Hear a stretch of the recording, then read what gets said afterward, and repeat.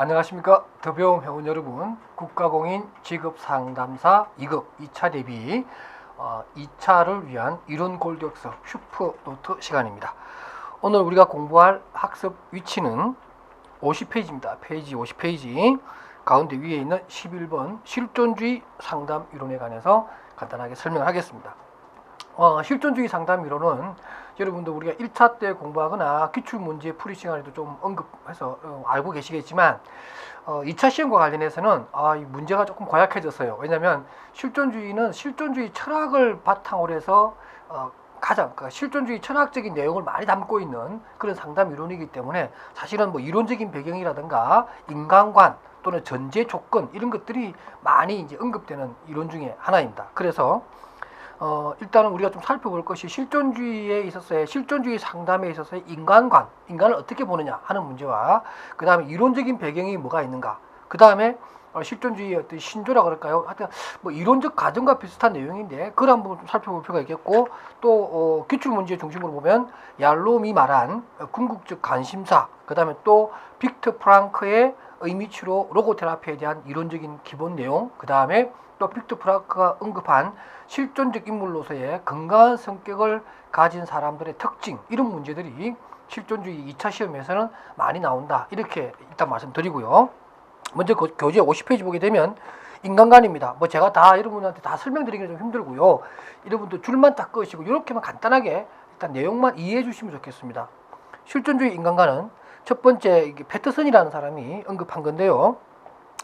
피투적 존재다. 첫 번째 인간 실존의 특징은 피투적 존재라는 점이다. 이게 피투적이란 말이 뭐냐면 이런 거예요. 그러니까 우리가 뭐 투기하다, 던지다 이런 뜻이잖아요. 그러니까 우리 인간이라고 하는 존재가 세상에 어떤 목적이 있어서 태어난 게 아니라는 거죠. 그냥 우연적으로 태어난 존재라고 보는 겁니다. 종교적 관점에서 보면 인간은 왜 태어나느냐, 뭐 신의 섭리에 의해서, 뭐 신의 어떤 뜻에 의해서 인간이 세상에 나온 거라고 얘기하지만 실존주의는 그런 거 없다라는 거죠. 그냥 인간이 왜 태어나느냐 하는 거죠. 그냥 피투적으로 이 세상에 그냥 우연히 툭 던져진 그러한, 사실은 등장 그 자체에 대한 이유는 없다라는 거죠. 이유는 살아가면서 만드는 것이다, 이렇게 얘기를 하는 겁니다. 그러니까 인간 그 자체가 태어났다, 세상에 나타난 것은 피투적으로 툭 튀어나온 그러한 존재로 보는 것이고요. 그럼 두 번째는 그 가운데 정도 있습니다. 주체와 격체는 별개일 것으로 생각할 수 없으며 이 양자가 상호 연관을 갖는 첫 만남 속에서 자각이 가능한 존재다. 이 얘기는 뭐냐면 인간이라고 하는 것 자체가 어떤 뭐 본질과 존재한다는 것 자체와 이런 것들이 따로따로 있느냐, 그게 아니라 우리 인간이라고 하는 것 자체가 이미 그 삶 속에서, 삶과 연관된 속에서 어떠한 주체성 또는 본질을 찾아가는 것이고, 인간의 본질이나 인간의 어떤 참모습은 다른 사람과의 관계 속입니다. 사람과 사람 사이의 어떤 첫 만남 속에서 자신의 본질이나 자신의 주체성과 자신의 어떤 뭐라 그럴까요, 어떤 가치, 이런 것들이 형성되는 존재다라고 하는 겁니다. 좀 어렵나요?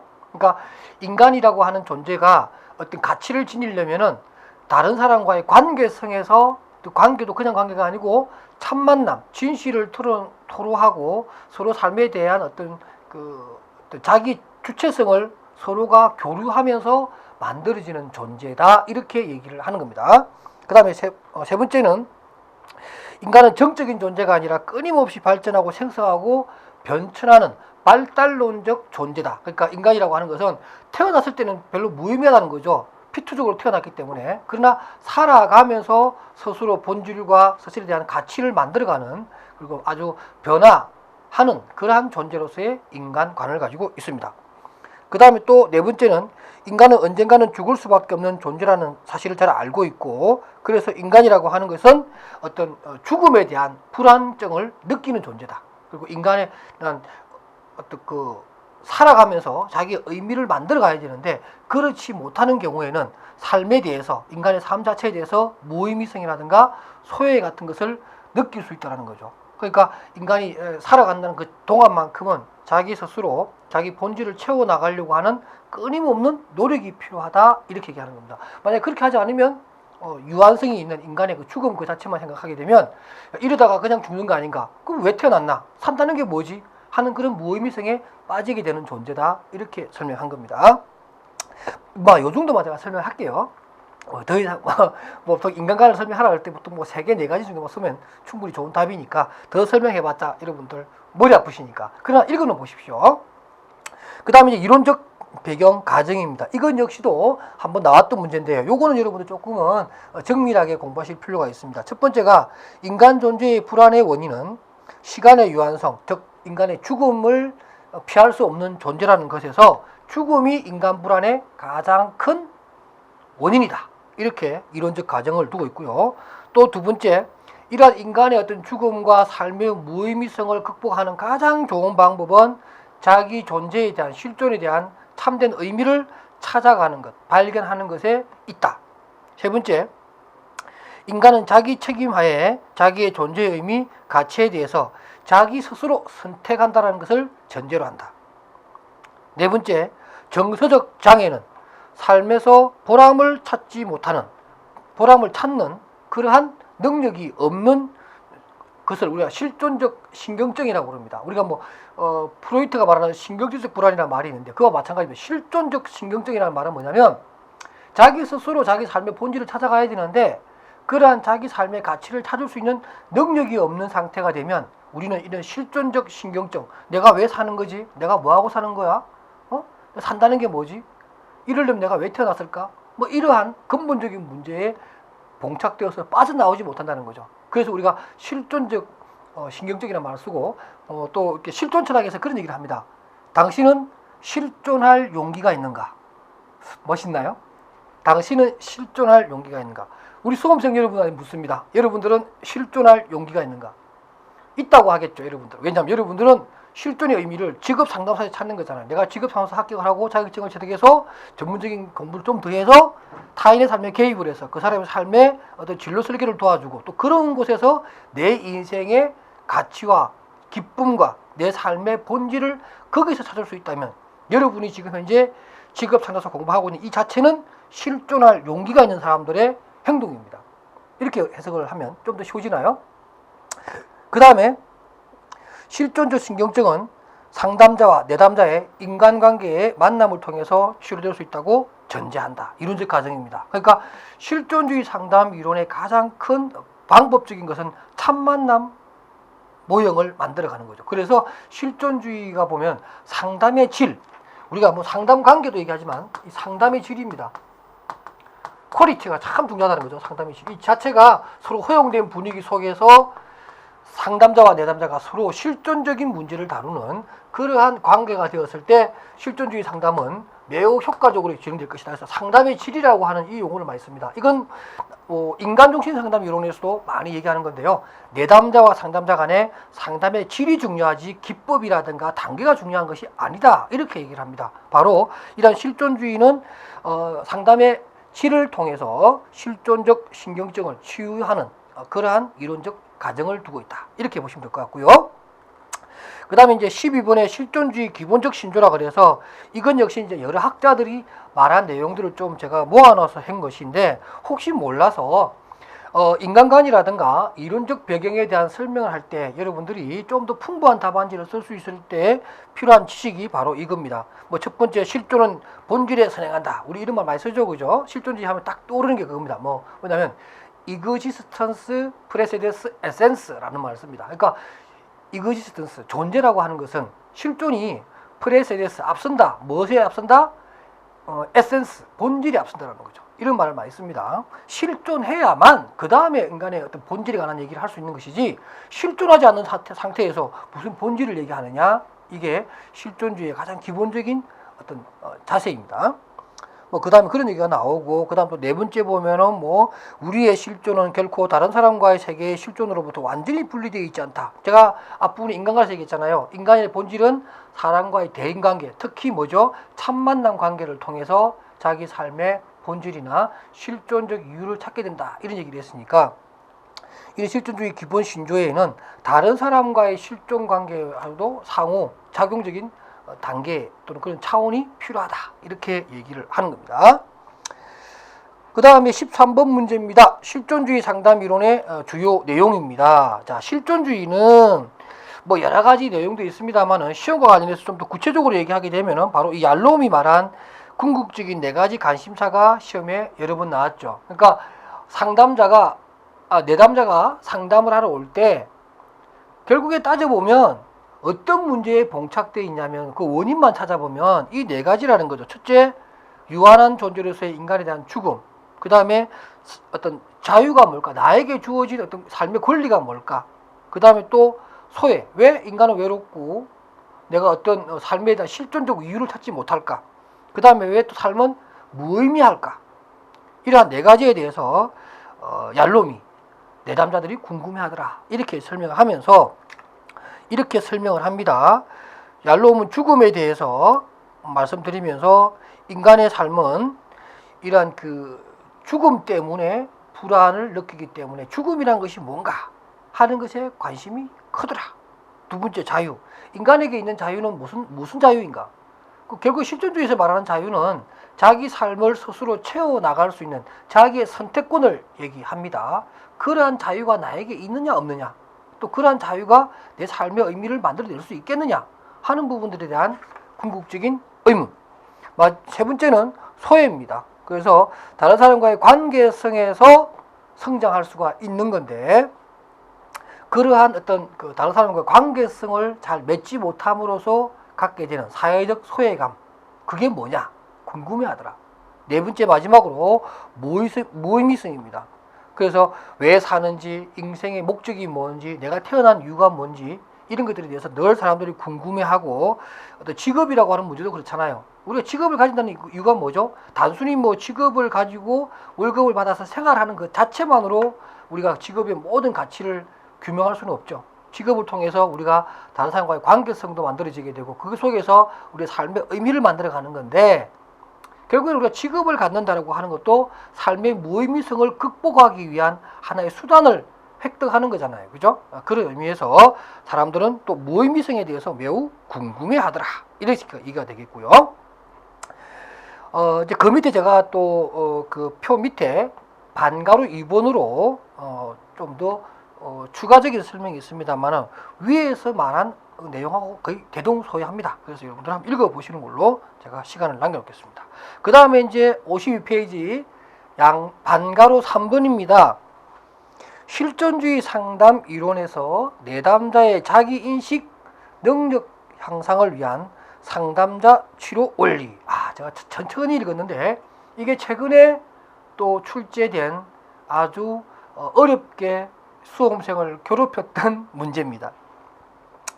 저도 사실은 뭐 여기까지 공부가 안 돼 있어서 시험 끝나고 사실 이 자료를 제가 한번 찾아봤었어요. 그랬더니 뭐 이런 얘기가 있네요. 뭐 실존주의 철학이나 실존주의 상담 이론을 다 이해하고 있고 공부가 많이 돼 있다면 뭐 이 내용 자체가 충분히 수긍이 되는 내용들이에요. 근데 이제 이걸 갖다가 이제 답안지에 쓰라 그러니까 사실 또 어려워지는 거죠. 일단 실존주의에 있어서 내담자가 자기 스스로 자기 인식을 잘할 수 있도록 도와주는 그런 원리는, 첫째, 정상을 확인시켜라. 상담 치료에 있어서 첫 번째는 적절한 진단을 통해서 이 내담자가 안고 있는 정상, 실존적 신경증이 뭔가를 알아보는 것이 제일 중요하겠고요. 두 번째, 의미의 자각입니다. 그래서 상담자는 내담자를 정상 중심으로부터 분리하고 삶에 대한 의미를 자각시키도록 도와줘야 한다. 그러니까 로고 테라피라는 말 많이 쓰죠. 의미 치료. 그래서 삶의 의미가 뭔가, 이러한 것을 먼저 각성시키는 것이 중요하고, 그런 것을 통해서 내담자는 자기 인식의 정진이 더 빨리 올 수 있다. 이렇게 얘기하는 겁니다. 세 번째로는 태도의 수정입니다. 그래서 당사자는 객관적이고 무비판적으로 내담자의 태도가 건강하지 못한 것인지 상담자가 살펴보는 거예요. 그래서 어떤 자기 자신의 삶에 대해서 객관적으로 볼 수 있는지 없는지, 이러한 것들을 만약에 살펴보아서 자기의 문제에 대해서 어떤 객관성이 있는 시각을 갖지 못한다면 그것을 갖게끔 해주는 게 좋겠다. 이렇게 얘기하는 겁니다. 태도라고 하는 것은 뭐냐면은 자기의 삶을 바라보는 태도예요. 그 다음 삶의 발견입니다. 상담자는 내담자가 미래의 정신건강을 위한 궁극적인 태도를 갖도록 하고 현재의 생활에 대한 긍정적인 요인을 찾도록 한다라고 해서 자기 삶에 있어서 가장 중요한 것은 자기 자신입니다. 나는 나 이런 거죠. 나는 나. 우리가 청소년 상담할 때도 보면은 청소년의 가장 큰 어려움 중에 하나가 자기의 정체성입니다. 나는 누구일까? 나는 왜 태어났을까? 나는 내 몸은 어른 같은데 맨날 하는 일이 왜 어리숙하고 부모로부터 또는 선생님으로부터 나는 왜 성인으로서의 대접을 못 받는가? 내 몸은 성인인데 또 성인들 입장에서 보면 쟤는 몸은 크지만 아직은 완전체가 아니기 때문에 인격적으로 완성된 게 아니기 때문에 독립적인 격체로 놔두기에는 좀 불안하다 이렇게 되는 거죠. 그래서 청소년은 주변인처럼 빙글빙글 돌고 하는 일마다 어른들한테 썩 마음에 들지 않죠. 그것은 뭐냐면 우리가 청소년이 가지고 있는 어떤 그 정체성에 대한 불안인데 이 정체성을 극복할 수 있는 방법은 뭐냐면은 그가 이제 미래적인 생각을 하고 그 미래적인 생각 속에서도 지금 현재 예를 들면 청소년 시기에 내가 해야 될 것이 뭐며 내가 어떤 것들을 준비해야 되는가를 빨리 발견한다면 그 청소년은 그 사춘기의 그 주변인적 특성에서 빨리 벗어날 수 있는 그런 계기가 될 겁니다. 그런 말처럼 이 삶의 발견이라고 하는 것을 도와주는 거죠. 현재 생활에서 너는 어떠한 것이 강하며 어떠한 것이 좋다. 저는 그 아강지소라는 말을 합니다. 아강지소. 청소년 상담할 때 항상 들은 그런 아이들이 그런 얘기해요. 아강지소. 너는 아름답고 강하며 지혜롭고 소중하다. 제가 이렇게 항상 아이들에게 얘기합니다. 그럼 아이들이 굉장히 좋아해요. 제가 말한 아름다움이란 것은 외모를 얘기하는 것이 아닙니다. 여러 가지 생각이나 살아있는 그 삶 자체가 아름답죠. 아름답고 강하고 지혜롭고 너는 소중한 인물이니까 네 스스로 네 삶의 주체를 찾을 수만 있다면 너는 얼마든지 실존적 인물로서 세상에 살아갈 만하다. 공부를 잘하든 못하든 인물이 잘났든 못났든 집안이 어렵든 잘 살든 결국에는 네 스스로가 가지고 네 자산으로 세상을 살아가야 되는데 내가 보기에 넌 지금 아강지소에 네 가지 요소를 다 가지고 있다. 이렇게 제가 격려도 하고 합니다. 바로 이런 것들이 그 내담자가 자기 인식을 하는데 촉진시키는 네 가지 기법이다. 한 번 더 얘기합니다. 정상을 확인하고 그 의미를 자각하게 하고 그 다음에 삶을 바라보는 태도를 수정하게 한 뿐만 아니라 삶의 발견, 내 삶 속에서 현재 내 삶 속에서 내가 가지고 있는 장점과 미래적인 어떤 삶의 설계를 할 때 지금 내가 가지고 있는 나의 긍정적인 요소가 뭔가를 발견하게끔 해주는 것이 제일 좋다. 이렇게 얘기를 합니다. 꼭 외워두세요.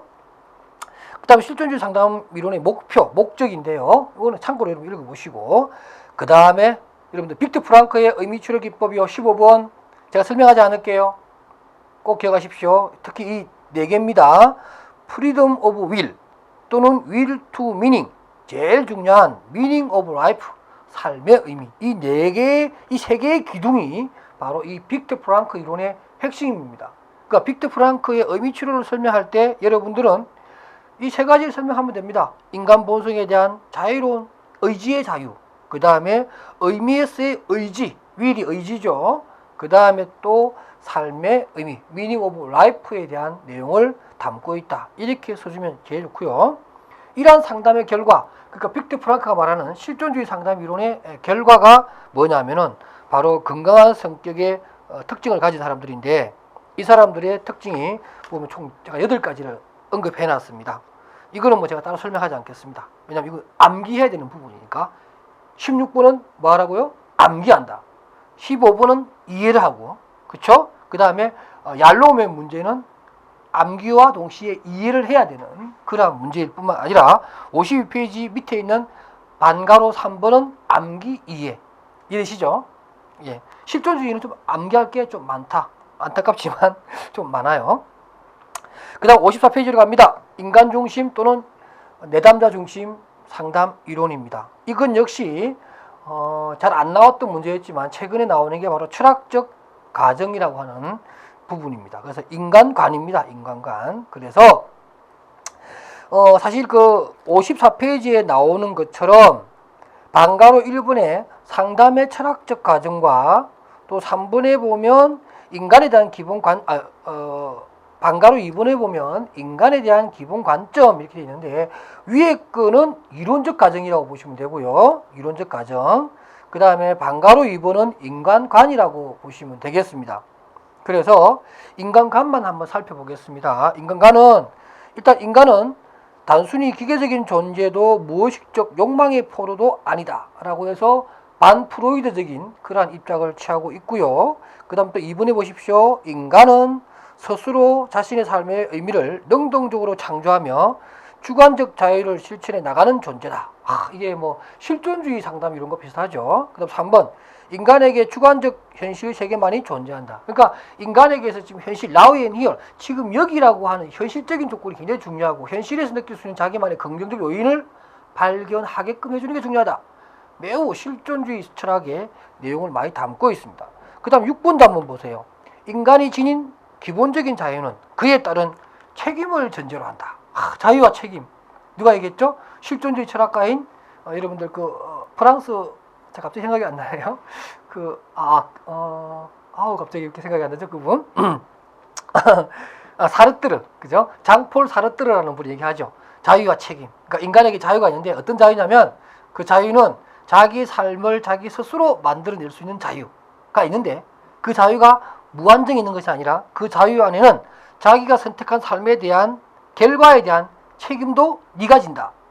라고 하면서 이 장폴 사르트르라고 하는 실존주의 철학자는 자유와 책임을 언급했는데 이 내용과 일맥상통합니다. 자, 이렇게 해서 인간에 대한 기본관이라는 것이 인간관이니까 학습해 주시고 그 위에 있는 철학적 가정은 인간중심 상담 이론의 이론적 가정이다. 이렇게 보시면 되겠습니다.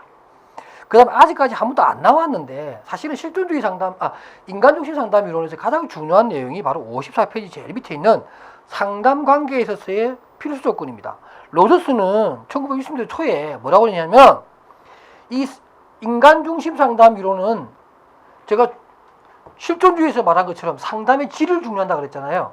이 인간중심 상담 이론도 상담의 질을 굉장히 중요해서요. 그래서 상담 그 자체가 가장 중요하고 이 상담은 6가지 필요 충분 조건으로서 갖추게 되면 그 상담은 완벽하게 이루어지는 것이다. 이렇게 얘기를 합니다. 그러면 그 6가지 필요 충분 조건이 뭐냐 했을 때 로저스는 이렇게 얘기합니다. 일단 상담이란 두 사람의 심리적 관계를 갖는다. 내담자와 상담자는 둘 다 심리적 관계로서 맺어진다.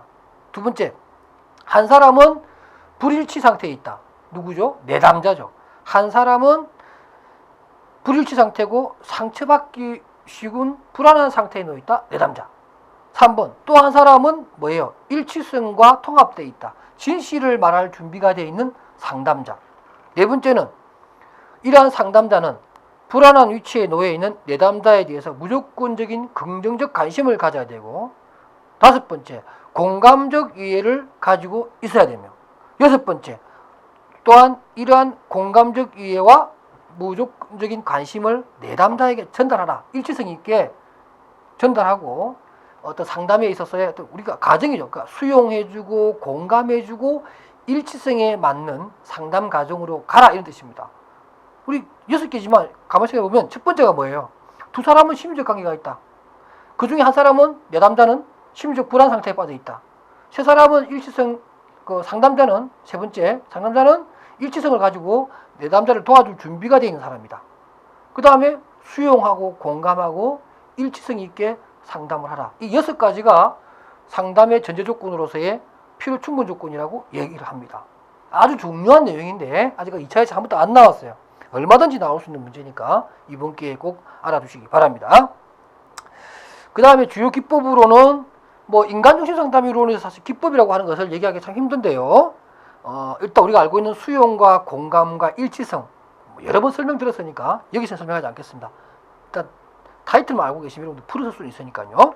그 다음에 또 나오는 게 55페이지에 완전히 기능하는 사람입니다. 이게 또 로저스가 말하는 자기 실현하는 사람의 특징 또는 완전히 기능하는 사람의 특징이 두 가지가 나오는데 이것 역시 외울 수밖에 없는 문제이기 때문에 제가 그냥 넘어가도록 하겠습니다. 56페이지입니다. 자기 실현하는 사람의 특징 가운데 있는 거 역시 외우는 겁니다. 설명하지 않겠습니다. 그 다음에 반가로 4번에 패터슨이 말하는 내담자 중심 상담 이론에 대한 올바른 이해. 위에 거는 시험 문제 여러 번 나왔기 때문에 좀 식상하지만 또 이런 것들이 좀 새로운 겁니다. 그래서 2차를 낸다 그러면은 조금 더 확장된 문제를 낸다면은 패터슨의 이 문제도 나오지 않겠느냐 저는 생각을 합니다. 그래서 이것을 일단은 아직 그 가능성은 좀 낮기 때문에 좀 놔두더라 하더라도 여러분 충분히 공부가 되고 또 좀 시간이 좀 된다 그러면은 56페이지에 나오는 방가루 4번 패터슨의 내용도 꼭 알아두셨으면 좋겠다. 이런 내용입니다. 그 다음에 57페이지 가면 파슨스의 뭐 3요소 이론, 우리 이제 특질 이론으로 넘어가는데요. 파슨스의 특질 이론은 제가 설명 안 해도 되겠죠? 그죠? 여러분들 뭐 1차에서도 많이 배웠고, 또 기출문제 할 때도 여러 번 언급할 거니까 넘어가도록 하겠습니다. 그 다음에 또 시험에 잘 나오는 게 바로 이 특정 요인 이론에 있어서의 인간관. 인간은 선과 악의 잠재력을 모두 지니고 있다. 인간의 선이란 뭐냐? 자아 실현을 하는 그런 과정에서 인간의 선은 자아 실현이라고 하는 것인데, 그러한 선은 그냥 일어나는 것이 아니라 타인의 도움에 의해서 자극을 받아서 실현되는 것이고 구현되는 것이다. 이렇게 설명을 하는 이런 인간관 5가지 꼭 암기해 주시고요. 그 다음에 22번은 시험도 한 2번 나왔던 건데요. 이런 것들은 표를 만들어서 답을 써주는 것도 괜찮습니다. 어떤 학생들이 그래요. 뭐 이런 그 비교 설명하라 그럴 때 개조식으로 막 쭉 써가는 게 좋으냐, 아니면은 비교표를 하나 만들어서 쓰는 게 좋으냐, 이렇게 얘기를 하시는데, 뭐 이렇게 표를 만들어 쓰는 것도 좋은 답안 기재 방법이에요. 채점하시는 분들이 오히려 또 이런 것도 좋아할 수도 있습니다. 그러니까 여러분들은 뭐 이렇게 하시든 개조식으로 좀 풀어서 쓰든 간에 자기 어떤 스타일이 있긴 한데요. 저는 뭐 이런 문제가 나왔을 때는 오히려 더 이렇게 쓰는 게 더 일목요연해 보입니다. 그죠? 참고를 하시고요. 내용은 여러분들이 잘 아시는 내용이니까 넘어가도록 하겠습니다. 그 다음에 그 58페이지에 보면 지시적 상담 이론에 대한 얘기를 해 놨는데요. 이것도 여러분들 좀 참고를 한번 봐 주시고요. 예.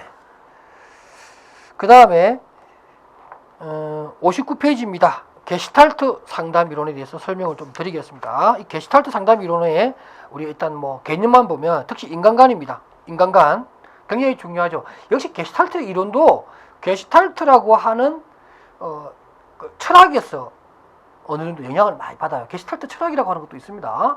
그래서 게시탈트 철학에 의해서 상담 이론이 영향을 받아서 이제 만들어진 건데, 이러한 게시탈트 상담 이론의 인간관은 결국에는 게시탈트 철학에서 말하는 인간관을 가지고 와야 됩니다. 그래서 우리가 언급할 수 있는 내용이 게시탈트 상담 이론에 있어서의 인간관은 인간은 완성을 추구하는 경향이 있고, 인간은 자신의 현재 욕구에 따라 게시탈트를 완성하고, 3번이 정말 중요하죠. 인간의 행동은 그것을 구성하는 구성 요인인 부분의 합보다 큰 전체이다. 이런 거예요. 그러니까 각각 부분의 합, 전체를 쪼갰던 이 전체의 합보다도 오히려 이 합을 이거 세 개 다 합친 것이 이거 더 크다. 이게 참 어려운 말인데, 아니 세 개 다 합친 것 이게 3이잖아요. 이게 1이고 요 큰 게 3이라고 했을 때 수학적으로는 이게 맞죠. 1 더하기 1 더하기 1은 3이 맞는데, 게스탈트 말하는 인간의 심리적인 문제는 인간의 어떤 심리적인 문제를 이렇게 낱낱이 1로 세 가지를 쪼개서 보는 것보다 이것을 하나의 통으로 전체로 보는 것이 더 정확하다는 뜻이에요. 더 의미가 있고 더 큰 전제가 된다라고 하기 때문에 인간을 쪼개서 보는 것이 아니라 인간은 전체로 총체적인 합으로 봐야 인간의 심리적인 문제를 더 잘 볼 수 있다, 이런 얘기입니다. 그러니까 어떠한 부분의 합보다는 전체가 훨씬 더 의미 있고 크다, 이렇게 얘기를 합니다.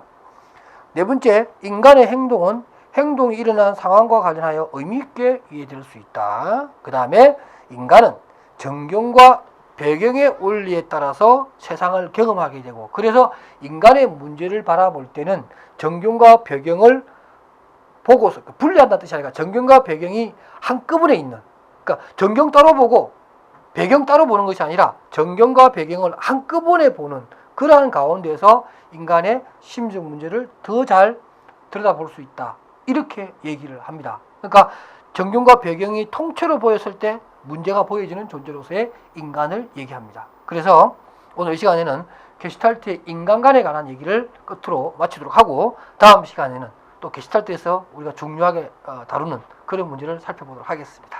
여러분 수고하셨습니다.